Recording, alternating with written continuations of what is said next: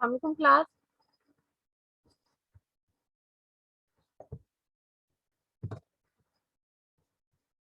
जी वालेकुम वालेकुम अस्सलाम। अस्सलाम मैम जी।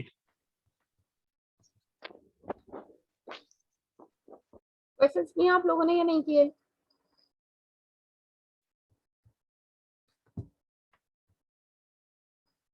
एक्सरसाइज के क्वेश्चंस मैंने दिए थे, आप लोगों ने किए हैं या नहीं किए?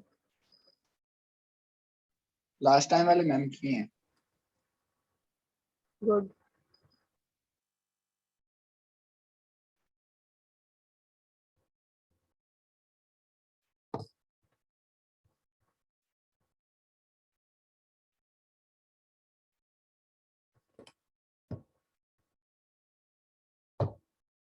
स्क्रीन मैंने शेयर की है, क्वेश्चन मैंने हाईलाइट किया यहाँ पे।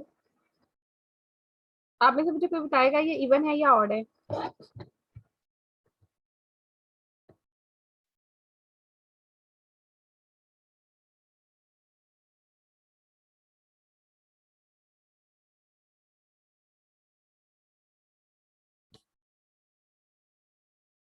इवन या ऑड क्वेश्चन जो थे वो टॉपिक हम लोगों ने लास्ट टाइम किया था मंडे वाले दिन 8 बजे। उसी टॉपिक से रिलेटेड मैं क्वेश्चन पूछ रही हूँ कि ये फंक्शन इवन है या ऑड है।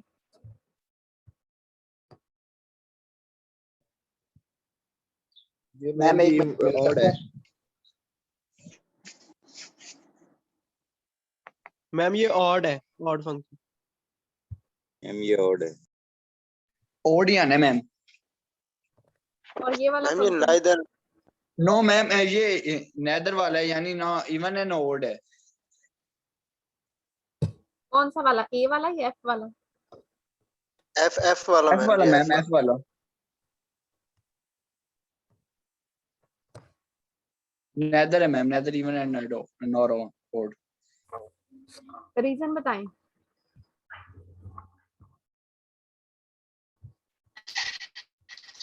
रीजन जस्ट ये बता दें कि ये ऑड क्यों नहीं है।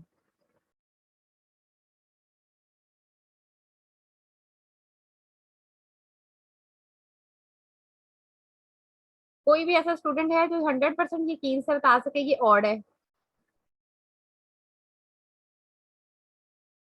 जब बिल्कुल कंफर्म ये बता दें कि ये नाइदर इवन नॉर ऑड है।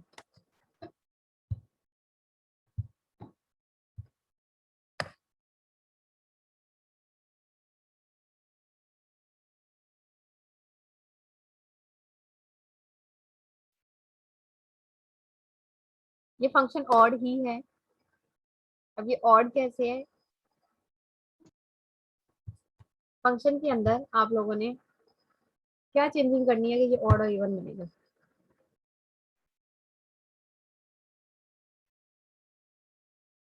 क्या सब्स्टिट्यूट करते हैं इवन या ऑड फंक्शन को चेक करने के लिए? मैम ये ओड है, मैंने सोल्व अभी किया है, ओड है। पुट कर देते हैं की जगह। एक्स की जगह पे हम क्या सब्स्टिट्यूट मैम जी करते हैं? माइनस एक्स पुट कर देते माइनस एक्स पुट करते हैं, ठीक है। माइनस एक्स मैं ये क्वेश्चन के अंदर पुट करूंगी यहाँ पे।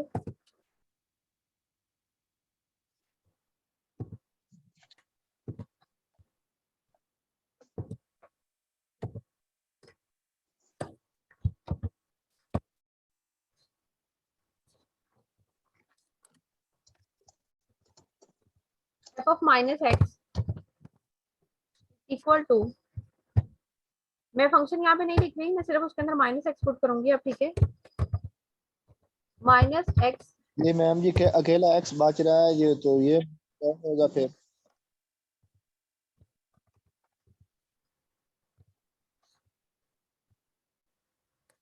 मैम मैंने ये क्वेश्चन सोल्व किया, ये ओड ही निकलता है। ऑड ही है, लेकिन मैं जो नाइदर और निवर और कह रहे हैं उनके लिए सिर्फ यहाँ पे इसको एक्सप्लेन कर रही हूँ क्वेश्चन को कि ये फंक्शन ऑड ही बनता है। सिर्फ और सिर्फ हमने अपने क्वेश्चन के अंदर अगर आप देखें क्या चेंज किया, मैंने सिर्फ एक्स की जगह पे माइनस एक्स रिप्लेस किया है। अब माइनस एक्स रिप्लेस करने के बाद हमने इसको सॉल्व करना है। सॉल्व करने से मुराद यहाँ पे इसको सिर्फ इसका जो नेगेटिव साइन है उसको हम लोगों ने सॉल्व करना है। मोहम्मद इरफान आपने ठीक किया हुआ है, ये हमारे पास जो है ये ऑड ही बन रहा है, मैंने देख लिया है ये ऑड ही है, सिर्फ मैं डिफाइन कर रही हूँ ये ऑड किस फॉर्म में है। वेरिएबल की पावर जब ऑड होती है नेगेटिव साइन के साथ तो माइनस का साइन एज इट इज ही आता है। सिर्फ मैं इसको सॉल्व करूंगी। अब यहाँ पे मेरे पास क्या बनेगा, माइनस एक्स की पावर 3 माइनस और माइनस क्या हो जाएगा आपके पास, यहाँ पे प्लस हो जाएगा, प्लस एक्स ओवर में स्क्वायर है वो एज इट इज ही रहेगा, उस पर कोई इफेक्ट नहीं आएगा, वो एज इट इज ही स्क्वायर रहेगा, स्क्वायर जो है वो प्लस में उसको कन्वर्ट कर देगा और ये चीज बनेगी। अब फर्दर मैं इसमें से अगर माइनस का साइन ऊपर से कॉमन लेना चाहूँ तो माइनस का साइन मैं कॉमन ले सकती हूँ।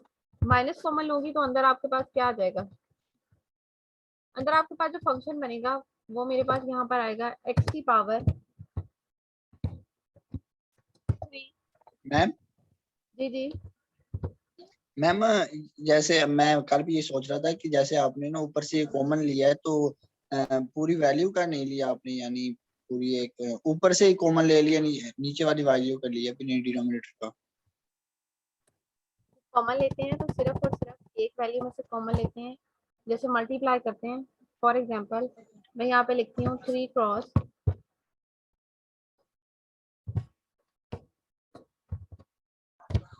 ये मैम जी इक्वेशन आपने में एक्स की लिखिए। जगह माइनस क्यों रिप्लेस किया है मैम जी, कोई बता सकती हैं मैम जी? मैं एक मिनट बताती हूँ। वन बाय वन क्वेश्चन क्या करें। 3 क्रॉस यहाँ पे मैं मेंशन करती हूँ 2/5, इसका आंसर क्या आएगा। 6/5। आपने ऊपर ही इसको क्यों सिर्फ और सिर्फ मल्टीप्लाई किया, नीचे क्यों नहीं किया। बिकॉज मैम मल्टीप्लाई था, अगर सब्ट्रैक्शन या एडिशन होता तो फिर रेशियो ले लेते एलसीएम। जस्ट मैं मैम सब्ट्रैक्शन और एडिशन नहीं पूछ रही, सिर्फ मल्टीप्लिकेशन पूछ रही हूँ। जब हम मल्टीप्लाई करते हैं सिर्फ ऊपर वाली वैल्यू को करते हैं, सिर्फ ऊपर वाली वैल्यू को इसलिए मल्टीप्लाई करते हैं क्योंकि रेशियो पे कोई इफेक्ट नहीं पड़ता होता, सिर्फ हम ऊपर वाली वैल्यू के साथ इसको मल्टीप्लाई करते हैं। ये एक नंबर है, इसको जब मैं लिखूंगी, अब इसको मैं इसकी ओरिजिनल फॉर्म में अगर लिखती हूँ, ये इसकी ओरिजिनल फॉर्म है। जब बोला जाता है 3 को मल्टीप्लाई करें किसी भी नंबर के साथ, इट्स मीन 3/1 है, नीचे वाली वैल्यू ने नीचे के साथ और ऊपर वाली ने ऊपर के साथ मल्टीप्लाई होगी। इसी तरह जब मैंने कॉमन लिया है, इसको माइनस को कॉमन लिया है, मैंने सिर्फ माइनस कॉमन नहीं लिया, मैंने यहाँ से बेसिकली -1 कॉमन लिया है। लिखते हैं हम माइनस का साइन है, लेकिन ये होता एक नंबर है, minus as it is number नहीं होता, माइनस जो है वो एक नंबर के साथ आता है, ये नेगेटिव नंबर हमने ऊपर से कॉमन लिया है। जब मैं इसको मल्टीप्लाई करूंगी दोबारा से इसके साथ तो सिर्फ और सिर्फ यही कंडीशन आएगी, ओवर में जो है मेरे पास 1 आएगा। अगर मैं नीचे से भी इसको कॉमन लूंगी तो मैं जब नीचे से कॉमन लूंगी तो मेरे पास ये कंडीशन बनेगी -1 और -1, फिर तो कोई भी कंडीशन नहीं रहेगी कि मैंने कॉमन लिया, क्योंकि ये दोबारा माइनस माइनस प्लस हो जाएंगे। सिर्फ मैंने ऊपर से इसीलिए कॉमन लिया है क्योंकि मुझे सिर्फ और सिर्फ उसको ऊपर से सिंप्लीफाई करना था, सिर्फ एक ही वैल्यू से फाइंड आउट करते होते हैं। जब नीचे से अगर आप कॉमन लोगे तो वो वैल्यू डिफरेंट हो जाएगी।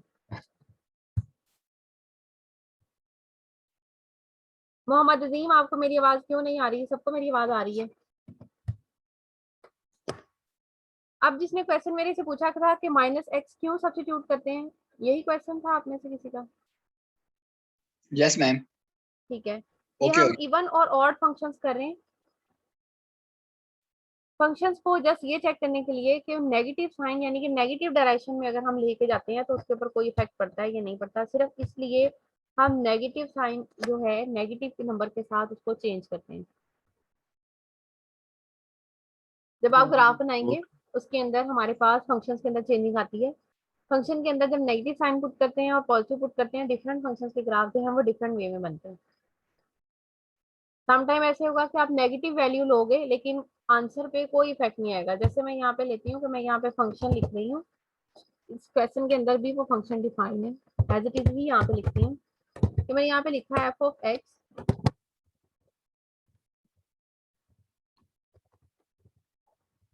of x is equal to x की पावर 2। जब इस टाइप का ग्राफ बनाएंगे इसकी डायरेक्शन चेंज नहीं होगी, दो नंबर्स के लिए एक सेम ही आंसर आएगा, यानी कि इसमें अगर आप -1 पुट कर लें या +1 पुट कर लें, रिजल्टेंट में आपका आंसर 1 ही रहेगा। सिर्फ नेगेटिव का साइन जो है वो हम अपनी फंक्शन की डायरेक्शन को चेक करने के लिए कि फंक्शन इवन ही रहता है, एक ही साइड में रहता है या वो ऑड कन्वर्ट हो जाता है, सिर्फ इसलिए हम इसको इवन और ऑड फंक्शन को चेक करने के लिए -x पुट करते हैं। रिजल्टेंट में आंसर अगर पॉजिटिव x ही आ जाता है, यानी कि positive function as it is ही आ जाता है तो वो इवन फंक्शन है, अदरवाइज वो हमारे पास नेगेटिव साइन के साथ आता है तो वो ऑड फंक्शन है। दोनों कंडीशंस नहीं आती, हमारा ओरिजिनल फंक्शन वापस नहीं आता नेगेटिव साइन के साथ, या ओरिजिनल फंक्शन वैलिडिटी वापस नहीं आता, तो वो नाइदर इवन नॉर ऑड के फंक्शन बनता है। आज जो टॉपिक है उसके अंदर लीनियर एंड क्वाड्रेटिक इक्वेशंस हैं। लीनियर फंक्शन पहले आप लोगों ने किया हुआ है, लेकिन यहाँ से दोबारा डिफाइन किया हुआ है। लीनियर फंक्शन बताएं, कौन सा फंक्शन लीनियर होता है?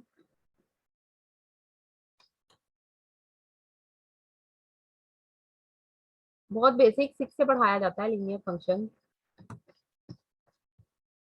A function is said to be linear function if variable has only one part. Function linear function तब कहलाता है जो उसके अंदर वेरिएबल यूज हो रहा है, इंडिपेंडेंट वेरिएबल, उसकी सिंगल वन पार होगी तो हमारे पास फंक्शन जो है वो लीनियर फंक्शन कहलाएगा। अदरवाइज वो डिफरेंट वैल्यूज के साथ डिफरेंट फंक्शन होता है। जैसे स्क्वायर ले लेंगे तो क्वाड्रेटिक फंक्शन होगा, क्यूब ले लेंगे तो क्यूबिक फंक्शन कहलाता है। यहाँ पे सिर्फ और सिर्फ लीनियर फंक्शन है। Linear function of function F of x या एफ ऑफ एक्स वाई, किसी भी टाइप का कहता है उसको नेम दें वाई के अकॉर्डिंग। ए एक्स प्लस बी, यहाँ पे जो इंडिपेंडेंट वेरिएबल है वो एक्स है। एक्स की पावर जो है वो मेरे पास इस वक्त सिंगल वन पावर है, जिसके ऊपर कोई भी पावर मेंशन नहीं होती है, इसमें इसकी पावर वन होती है। अदरवाइज कोई और पावर होगी तो यहाँ पे मेंशन होगी, चाहे वो 0 है, -2 है, 3 है, 4 है, कुछ भी है वो मेंशन होगी। जिस भी वेरिएबल के ऊपर पावर कुछ नहीं होती, उसके ऊपर वेरिएबल की पावर जो है वन होती है। जैसे ए और बी के अंदर भी पावर वन है, लेकिन ए और बी कॉन्स्टेंट्स हैं, इसलिए उसको मेंशन नहीं किया। इंडिपेंडेंट वेरिएबल की पावर जब हमारे पास वन होती है तो फंक्शन लीनियर फंक्शन कहलाता है। The graph of linear function represent a straight line. जब हम ग्राफ बनाएंगे तो उसके अंदर ये रिप्रेजेंट करेगा कि ओनली स्ट्रेट लाइन के ग्राफ में आती है। Quadratic function, the function F of x y और y is equal to ax² plus bx plus c। Independent variable की मैक्सिमम पावर 2 होगी इसके अंदर, तो हमारा जो गिवन फंक्शन है वो क्वाड्रेटिक फंक्शन कहलाएगा। क्वाड्रेटिक फंक्शन की ये जनरल इक्वेशन लिखी हुई है, इसमें एफ ऑफ एक्स भी लिखा जाता है, इसको y के इक्वल भी लिखा जाता है। y is equal to ax² plus bx plus c, ये क्वाड्रेटिक इक्वेशन है, जनरल क्वाड्रेटिक इक्वेशन है। a और b एंड c जो है वो कॉन्स्टेंट्स हैं। इस क्वाड्रेटिक इक्वेशन या क्वाड्रेटिक फंक्शन कहलाता है। The graph of quadratic function represent a parabola, parabola को रिप्रेजेंट करता है, फर्दर हाइपरबोलिक को भी रिप्रेजेंट करता है। आगे है हाइपरबोलिक फंक्शंस हैं। f of x is equal to sin hyperbolic x cos tan cot, ये ट्रिग्नोमेट्रिक फंक्शंस हैं। ट्रिग्नोमेट्रिक फंक्शंस के आगे उन्होंने सारा उसको डिटेल से मेंशन भी किया हुआ है। sin hyperbolic फंक्शन को sin टेंजेंट कोटेंजेंट ये इंक्लूड नहीं है आपके, लेकिन आगे जो इससे रिलेटेड क्वेश्चंस हैं वो इंक्लूड हैं। इसको मैं दोबारा से एक्सप्लेन करती हूँ फर्दर वैल्यूज को। पहले क्वेश्चंस डिफाइन कर देती हूँ कौन से क्वेश्चंस इंक्लूड हैं, इसलिए मैंने ये वाला टॉपिक यहाँ पे करना है। एक्सप्लिसिट फंक्शंस हैं और इम्प्लिसिट फंक्शन है। उसके बाद जब ये पैरामीट्रिक फंक्शंस आते हैं, इन पैरामीट्रिक्स के अंदर वर्ड यूज होते हैं हाइपरबोलिक, पैराबोलिक फंक्शंस और क्वाड्रेटिक फंक्शन सर्कल वाले। इसलिए ये जो लास्ट के हाइपरबोलिक फंक्शंस हैं उसको यहाँ पे एक्सप्लेन किया हुआ है, क्योंकि इन्हीं फंक्शन से आगे जाके हमें पता चलेगा हाइपरबोलिक इक्वेशन किस टाइप की होती है, पैराबोलिक इक्वेशन किस टाइप की होती है। फिर हम फर्दर जो है अपने पैरामीट्रिक फंक्शन से अपने हाइपरबोलिक और पैराबोलिक को डिफाइन कर सकते हैं। यहाँ पे सबसे पहले जो है साइन हाइपरबोलिक एक्स है। Sine cos tan cot secant ये सिंपल फंक्शंस हैं। जब हाइपरबोलिक में चले जाते हैं यानी कि वो क्वाड्रेटिक में चले जाते हैं, तो क्वाड्रेटिक में उनकी जो डिफाइनिंग है वो इस टाइप की होती है, e की पावर x माइनस e की power minus x over 2। Cos जो है वो इक्वल होता है एक्सपोनेंशियल फंक्शन है, e जो है वो एक्सपोनेंशियल फंक्शन है इस वक्त, e की पावर x प्लस e की power minus x over 2। Tan किसके इक्वल आता है? Sine over cos. Yes ma'am. ये साइन की वैल्यू और ये कॉस की वैल्यू है। साइन ओवर कॉस करेंगे तो ये 2 2 से कैंसिल हो जाएगा और रिजल्टेंट पे जो आपके पास आंसर आएगा वो tan हाइपरबोलिक x आएगा। इसी तरह कॉट हाइपरबोलिक x जो है वो कॉस ओवर साइन है। अब कॉस वाली वैल्यू को आप ऊपर लिखें और साइन वाली वैल्यू को अगर आप नीचे लिखते हैं ओवर की फॉर्म में, फिर भी ये 2 2 से कैंसिल हो जाएगा, लेकिन ये प्लस वाली वैल्यू जब ऊपर आ जाएगी और नेगेटिव वाली वैल्यू जो है वो नीचे आ जाएगी। Sine cos tan cot cosecant और सीकेंट। कोसिकेंट जो होता है वो हमारे पास साइन कॉस का सॉरी ऑपोजिट होता है और कोसिकेंट जो है वो साइन का ऑपोजिट होता है। इसमें सिर्फ और सिर्फ कॉस और साइन की वैल्यूज को ऑपोजिट किया हुआ है। कॉस की वैल्यू को आप ऑपोजिट करेंगे, ये देखें ये कॉस की वैल्यू है, इसको 1/cos करेंगे तो वो ऊपर चला जाएगा, तो मेरे पास ये कंडीशन आ जाएगी सेकंड वाला। इसी तरह जब हमारे पास कोसिकेंड है तो कोसिकेंड के लिए हमने यहाँ पे क्या वैल्यू यूज करनी है, हमने इसको ऑपोजिट कर लेना है साइन वाले को, तो हमारे पास आ जाएगी कोसिकेंड की वैल्यू।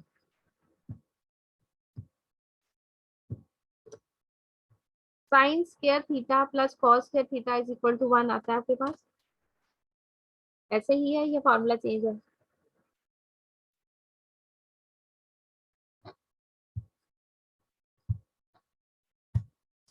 जो हमने बेसिक मैथमेटिक्स किया है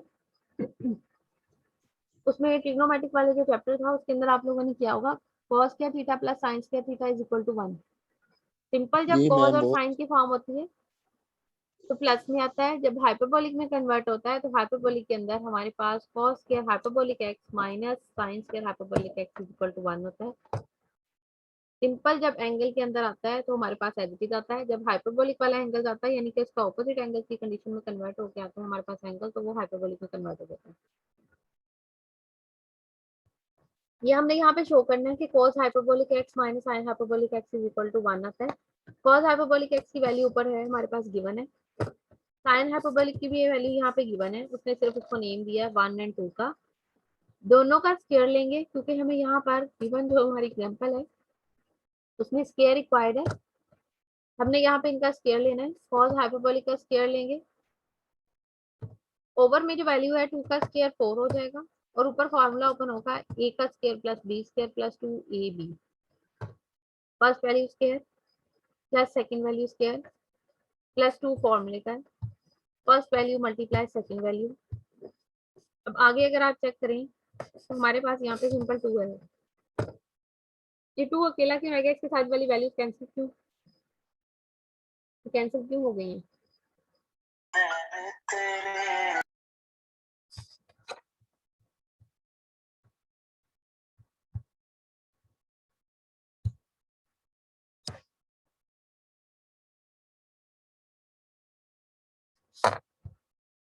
मैं ये पूछ रही हूँ कि वैल्यू जो है वो कैंसिल क्यों हो गई है।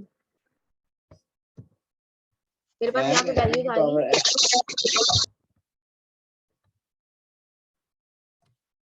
e की पावर x मल्टीप्लाई e की पावर माइनस x।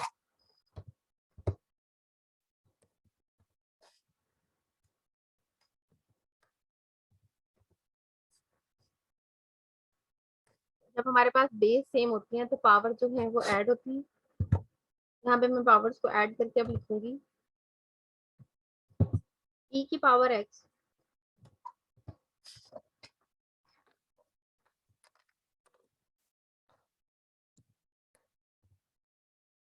और साथ में आ जाएगा माइनस x,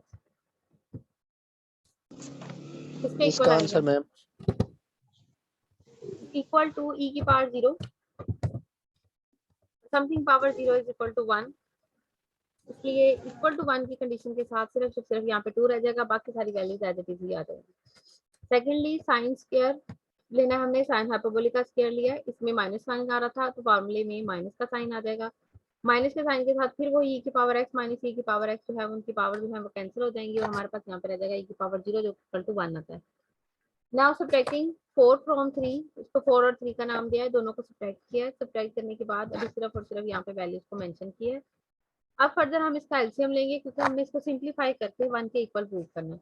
आप इसका एलसीएम लोगे, दोनों का एलसीएम सेम है, नीचे ओवर में 4 आ रहा है, ऊपर जब ब्रैकेट्स ओपन करेंगे, ब्रैकेट्स ओपन करने से e की पावर 2x जो है वो मेरे पास माइनस e की पावर 2x से कैंसिल हो जाएगा, e की पावर माइनस 2x जो है वो माइनस e की पावर माइनस 2x से कैंसिल हो जाएगा और ऊपर सिर्फ 2 और 2 जो है वो आपके पास 4 आ जाएगा, 4 ओवर 4 कैंसिल होकर आपके पास आंसर 1 आ जाएगा। It's mean cos hyperbolic square x minus sin hyperbolic square x is equal to answer जो है वो 1 आता है। नेक्स्ट पे क्वेश्चन है एग्जांपल है, सॉरी एग्जांपल नंबर 9, इसको मैं यहाँ पे सॉल्व नहीं कर रही, यहाँ पे सिर्फ और सिर्फ अगर आप देखें चेंजिंग क्या है ऊपर वाली वैल्यू में और इसमें, वहां पे हमने cos hyperbolic square x minus sin hyperbolic square x किया था, लेकिन यहाँ पर प्लस के साथ है, माइनस के साथ आंसर 1 आता है लेकिन कहता है प्लस के साथ आंसर जो है वो cos हाइपरबोलिक 2x आता है। सेम एज इट इज ही है, दोनों का स्क्वायर लिया है, स्क्वायर को ओपन किया, वही वैल्यू जो ऊपर मेंशन की हुई है वही वैल्यू आएगी, सिर्फ और सिर्फ अब हमने इसको प्लस करना है। हम यहाँ पे इसको प्लस करेंगे प्लस करेंगे, ये देखें दोनों को भी सिर्फ और सिर्फ यहाँ पे मेंशन किया प्लस के साथ। प्लस करेंगे तो फिर से दोबारा से इसका एलसीएम लेंगे। एलसीएम लेंगे तो अब आपके पास जब प्लस करेंगे, प्लस करने से कैंसिल होगा, ये 2 जो है ये इस 2 के साथ कैंसिल हो जाएगा, बाकी वैल्यू सारी प्लस में आएगी। e की पावर 2x प्लस e की पावर 2x जो है वो 2e की पावर 2x हो जाएगा, और e की पावर -2x जो है वो e की पावर -2x के साथ ऐड होके 2e की पावर -2x हो जाएगा। ऊपर से 2 कॉमन लें, 2 मैं यहाँ से ऊपर से कॉमन लूंगी, नीचे वाले 4 के साथ वो 2 एक बार कैंसिल हो जाएगा। अब आपके पास जो आंसर आ रहा है वो e की पावर 2x प्लस e की पावर -2x आ रहा है, जो इक्वल है मेरे पास cos हाइपरबोलिक 2x के। cos हाइपरबोलिक x जो था उसमें और cos हाइपरबोलिक 2x में क्या डिफरेंस है, तो cos हाइपरबोलिक x है उसमें हमारे पास जब सिंगल एंगल है x है तो पावर में भी सिंपल x है। यहाँ पे जब 2 की कंडीशन हो जाएगी तो पावर के साथ साथ हमारे पास एंगल में भी वो पावर जो है वो डबल हो जाएगी, यानी कि यहाँ पे भी 2x की कंडीशन के अकॉर्डिंग cos हाइपरबोलिक 2x आ जाएगा। ठीक है, क्लियर हो गए। उससे नेक्स्ट पे है एक्सप्लिसिट फंक्शन और इम्प्लिसिट फंक्शंस हैं। सिंपल वे में सिर्फ इसका ये मीन है, जो एक्सप्लिसिट फंक्शन है उसमें y is equal to left side पे फंक्शन का नेम और राइट साइड पे इंडिपेंडेंट वेरिएबल है, इंडिपेंडेंट वेरिएबल के अंदर फंक्शन होगा। फॉर एग्जांपल अगर आप देखें लेफ्ट साइड पे फंक्शन का नेम है और राइट साइड पे y नहीं आ रहा, सिर्फ और सिर्फ वेरिएबल x के अंदर फंक्शन आ रहा है या साथ में कॉन्स्टेंट आ रहे हैं। सेकेंड एग्जाम्पल इसने लिया है y is equal to sine x, left side पे वेरिएबल है और राइट साइड पे इंडिपेंडेंट वेरिएबल है, दोनों मिक्सअप नहीं है कि राइट और लेफ्ट दोनों पे x और y कंबाइन आ रहे हैं। इसी तरह y is equal to cot x है, ये ट्रिग्नोमेट्रिक फंक्शन भी उसने एग्जांपल के तौर पे दे दिए हैं और सिंपल फंक्शन भी दे दिया है कि एक तरफ जो है वो एक वेरिएबल है, दूसरी तरफ सेकंड वाला वेरिएबल होगा। A function is which the independent variable easily expressed in the terms of the independent variable is called explicit function. We know that y is a dependent variable while x is the independent variable. So if y can easily be expressed in terms of y, simply तौर पे left और right side का जैसे यहाँ पे meaning ये है कि एक वेरिएबल जो इंडिपेंडेंट वेरिएबल है, फंक्शन सारा का सारा उसी के अंदर हो, उसके साथ जो है वो दोबारा से y रिपीट नहीं हो रहा हो, फंक्शन जो है वो सिंपली हम y और x वाले जो फंक्शन वैल्यूज हैं वो सेपरेट कर सकें। इस टाइप के जो फंक्शंस हैं वो एक्सप्लिसिट फंक्शंस कहलाते हैं। यहाँ पे मैं एक फंक्शन लिख रही हूँ, अब आपने मुझे ये बताना है कि एक्सप्लिसिट फंक्शन है या कौन सा फंक्शन है।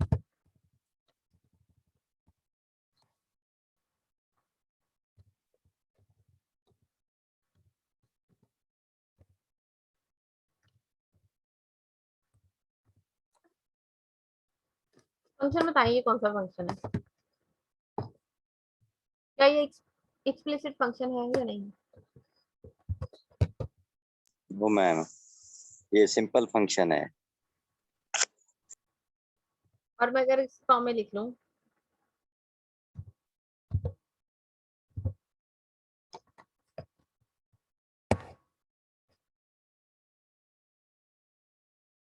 आप बताइए जरा।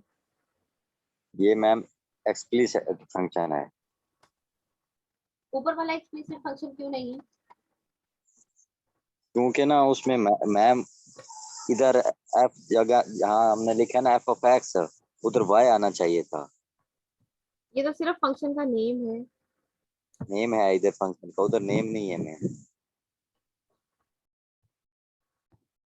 मैंने भी रिपीट भी किया है, ये फंक्शन का नेम है y is equal to F of x, हम फंक्शन का नेम ही लेते हैं। एफ ऑफ एक्स लिख लें या y लिख लें, दोनों चीजें सेम है।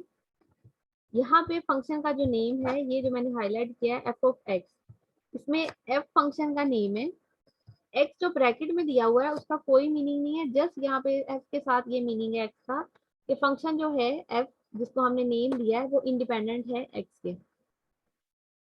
एफ ऑफ एक्स लिख लें या y लिख लें, ये दोनों फंक्शन सेम है, इसमें कोई भी चेंजिंग नहीं है दोनों फंक्शंस में, सिर्फ और सिर्फ फंक्शन का नेम चेंज है। फंक्शन का नेम चेंज करने से कोई भी इफेक्ट नहीं पड़ता, फंक्शन जो है वो राइट साइड वाली वैल्यू जो होती है वो फंक्शन होती है। 3x - 7 यहाँ पे फंक्शन है, y जो है या f ले लें नाम, दोनों ही चीजें सेम है। क्लियर हो गया या नहीं क्लियर हुआ अभी? Okay ma'am. ये सिर्फ फंक्शन का नेम है, इस पे और कोई भी चेंजिंग नहीं है, दोनों फंक्शन जो है वो सेम है। आगे इम्प्लिसिट फंक्शन है, a function in which the dependent variable is not easily expressed in the terms of the independent variable, that function is called implicit function. Definition जो है यहाँ पे सेकंड वे में भी दी हुई है, in the independent variable, if the independent variable and dependent variables are mixed, दोनों कंडीशन दी है। डिपेंडेंट और इंडिपेंडेंट वेरिएबल आपस में मिक्स होंगे, फंक्शन को इजीली वेरिएबल्स के साथ एक्सप्रेस नहीं किया जा सकता। इस टाइप के जो फंक्शंस है वो हमारे पास इम्प्लिसिट फंक्शन कहलाते हैं। लाइक यहाँ पे एक फंक्शन दिया उसने, for example x square plus y square plus 2g x plus 2fy plus c is equal to 0। इसमें से अब लेफ्ट साइड और राइट साइड पे फंक्शंस को एक साइड पे x और एक साइड पे y लिखना बहुत ही डिफिकल्ट है, क्योंकि यहाँ पे y का स्क्वायर भी है और y भी साथ में मेंशन है। इसको ओपन करके अगर आप सेपरेट भी करेंगे तो भी ये लिखना बहुत मुश्किल है। इसकी एग्जांपल सिंपल मैं इस वे में देती हूँ। तो मेरे पास ये फंक्शन है, जो पहले एक्सप्लिसिट फंक्शन था उसी में मैं थोड़ी सी चेंजिंग करती हूँ। यहाँ पे मैं लिख देती हूँ साथ में प्लस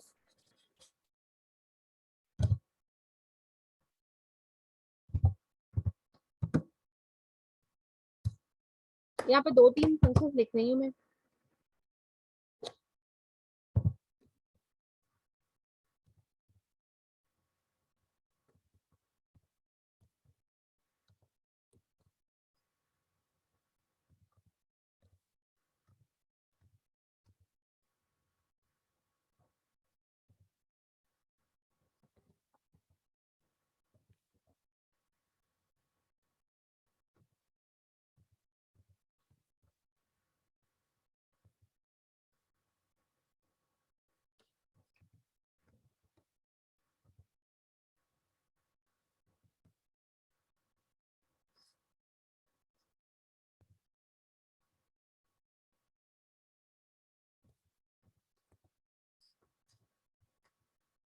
अब इन तीनों फंक्शंस में से आपने मुझे बताना है ये क्या इम्प्लिसिट फंक्शंस हैं या इसमें से कोई एक फंक्शन जो है वो एक्सप्लिसिट फंक्शन भी है। डेफिनेशन दोबारा से फिर रिपीट कर देती हूँ। A function is the type of in which the independent variable and independent variables are in the mixed condition। यहाँ पे मिक्स कंडीशन से मुराद ये है कि फंक्शन डिपेंडेंट या इंडिपेंडेंट किसी भी टाइप का फंक्शन हो, उसके अंदर से हम वेरिएबल सेपरेट नहीं कर सकते एक्स और वाई के। सबसे फर्स्ट वाला जो है यहाँ पे देखें, y plus x over y is equal to 3x minus 7।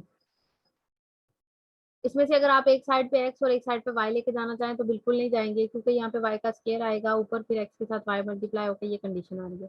Second वाला अगर ये फंक्शन देखें, ये सेकंड वाला जो फंक्शन है इसके अंदर से मैं x और y दोनों को सेपरेट कर सकती हूँ। अब इसको मैं सेपरेट करूंगी पहले, उसके बाद जो है वो थर्ड वाला जो फंक्शन डिफाइन करती हूँ। सेपरेट करने का मीन है कि इसके अंदर से y जो है वो सेपरेट किया जा सकता है और x वाली वैल्यूज को मैं सेपरेट डिफाइन कर सकती हूँ। अब इसके अंदर से मैं इस टाइप में मेंशन कर सकती हूँ कि मेरे पास xy is equal to 3x minus 7, और ये जो लेफ्ट साइड पे x है राइट साइड पे लेके जाऊंगी तो ये भी माइनस x हो जाएगा। उसके बाद जो है फर्दर मजीद इसके अंदर चेंजिंग आएगी, मैं इसको लिख सकती हूँ xy is equal to 2x minus 7। इससे भी नेक्स्ट मजीद इसमें क्या चेंजिंग की जा सकती है, y is equal to,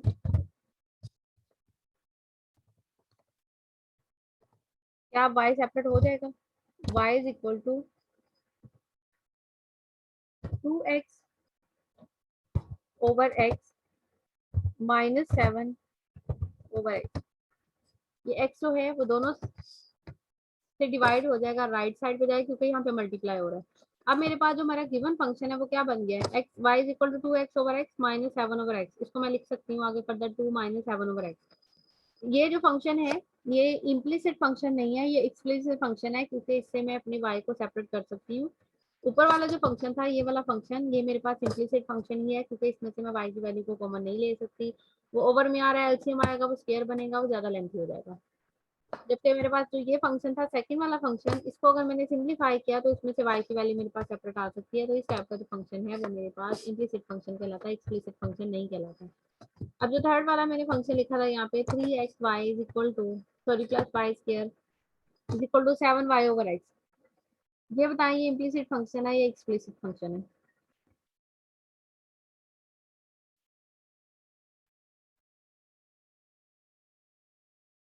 ma'am ये इम्प्लिसिट फंक्शन। हम्म,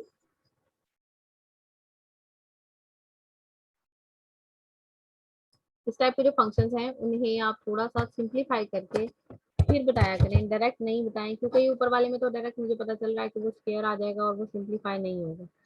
जो इस टाइप मैम के फंक्शन इम्प्लीमेंट है वाई वैल्यू अलग निकल आती है लेफ्ट साइड में। इसमें y की वैल्यू जो है वो सेपरेट निकल सकती है, क्योंकि जो y मेरे पास यहाँ पे ऊपर मल्टीप्लाई हो रहा है, ये लेफ्ट साइड पे जाके जब डिवाइड होगा तो यहाँ पे मैं इसको सॉल्व कर देती हूँ, तो मेरे पास ये बनेगा 3x plus y is equal to 7 over x। ठीक है, मैंने ये वाला जो राइट साइड पे y है ये लेफ्ट साइड पे जाके जब डिवाइड किया है तो ये 3x प्लस वाई रह जाएगा, क्योंकि एक y दोनों के साथ कैंसिल हो जाएगा। फर्दर इसके अंदर से मेरे पास y की वैल्यू आ जाएगी, जो कि मेरे पास बनेगी y is equal to 7 over x minus 3x। ठीक है, फंक्शन को डायरेक्ट देख के नहीं बताया करें कि वो इम्प्लिसिट है या एक्सप्लिसिट है, पहले उसको सिंप्लीफाई कर लें फिर आप उसको डिफाइन किया करें कि वो इम्प्लिसिट फंक्शन बन रहा है या एक्सप्लिसिट फंक्शन बन रहा है। इस टाइप के फंक्शन जिसके अंदर हम y को सेपरेट नहीं कर सकते वो इम्प्लिसिट फंक्शन है, और जिसको हम सेपरेट कर सकते हैं वो हमारे पास फंक्शन कहलाते हैं इम्प्लिसिट फंक्शन। आगे जो है पैरामीटर फंक्शन है। A function in which x and y are expressed as function of a third variable, दो डिफरेंट फंक्शंस हैं, दो सेपरेट वेरिएबल्स हैं, उनको दो डिफरेंट फंक्शंस के फॉर्म में डिफाइन किया हुआ है, लेकिन उनके अंदर जो इंडिपेंडेंट वेरिएबल है वो यहाँ पे t इंडिपेंडेंट वेरिएबल है। इस टाइप के फंक्शन जो है वो कहता है पैरामीट्रिक फंक्शंस कहलाते हैं, क्योंकि इन दोनों को कंबाइन करके हम इसमें से थर्ड वाला वेरिएबल स्किप करते हैं। थर्ड वाला वेरिएबल स्किप करके हमारे पास जो रिजल्टेंट में आंसर आता है वो फिर हमारे पास फंक्शन बनता है हमारे गिवन ओरिजिनल फंक्शन का, जिसमें x एज ए इंडिपेंडेंट और y as a independent variable की फॉर्म में बनेगा, या y इंडिपेंडेंट लेंगे और x डिपेंडेंट फॉर्म में लेंगे। दो ऊपर वाली वैल्यूज हैं, x is equal to 8t square, y is equal to 2at। इसके अंदर से अब इम्प्लिसिट फंक्शन की फॉर्म बनाई है। यहाँ पे क्लास मीटिंग आप लोगों के साथ एंड हो जाएगी, आप लोग इसे दोबारा से ज्वाइन कीजिएगा, मैं क्वेश्चन जो है एक्सप्लेन कर दूंगी, उसके बाद जो है वो फर्दर मीटिंग दोबारा से ज्वाइन कर लूंगी। x is equal to 8t square, y is equal to 2at, दोनों को कंबाइन करके यहाँ पे हमने जो वैल्यू निकालनी है वो अपना ओरिजिनल फंक्शन निकालना है, टी वेरिएबल को स्किप करना है। फर्स्ट वाली जो इक्वेशन है उसके अंदर टी का स्क्वायर आ रहा है, सेकंड वाली वैल्यू के अंदर टी का स्क्वायर नहीं है, लेकिन यहाँ से टी जो है वो कॉमन लिया जा सकता है। कॉमन लेके फर्दर हम यहाँ से वैल्यूज को सब्स्टिट्यूट करेंगे सेकंड वाली वैल्यू के अंदर।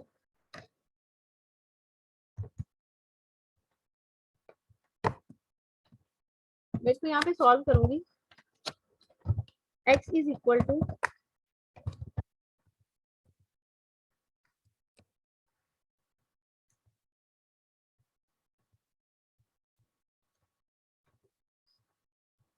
Eight square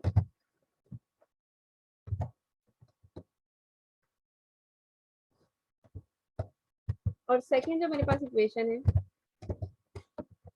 y is equal to 2at।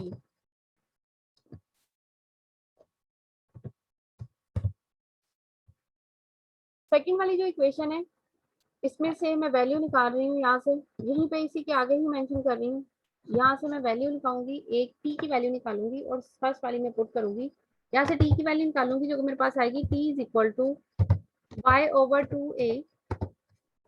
इसको मैं सब्स्टिट्यूट करूंगी फर्स्ट वाली इक्वेशन के अंदर जो कि एक्स वाली इक्वेशन है। यहाँ से सिर्फ जो प्रोसेस मैं कर रही हूँ उस प्रोसेस के अकॉर्डिंग मैं अपना टी वेरिएबल जो है वो थर्ड वाला वेरिएबल जो दो इक्वेशंस के बिटवीन में आ रहा है उसे स्किप कर रही हूँ। यहाँ पे मेरे पास बन जाएगा x is equal to a t का स्क्वायर है, तो यहाँ पे मैं वैल्यू का स्क्वायर लिखूंगी जो कि मेरे पास वैल्यू है y over 2a and further इसका स्क्वायर आ जाएगा मेरे पास। ठीक है, आगे इसको सिर्फ सिंप्लीफाई करना है। सिंप्लीफाई से मेरे पास बनेगा ये y स्क्वायर ओवर 4a।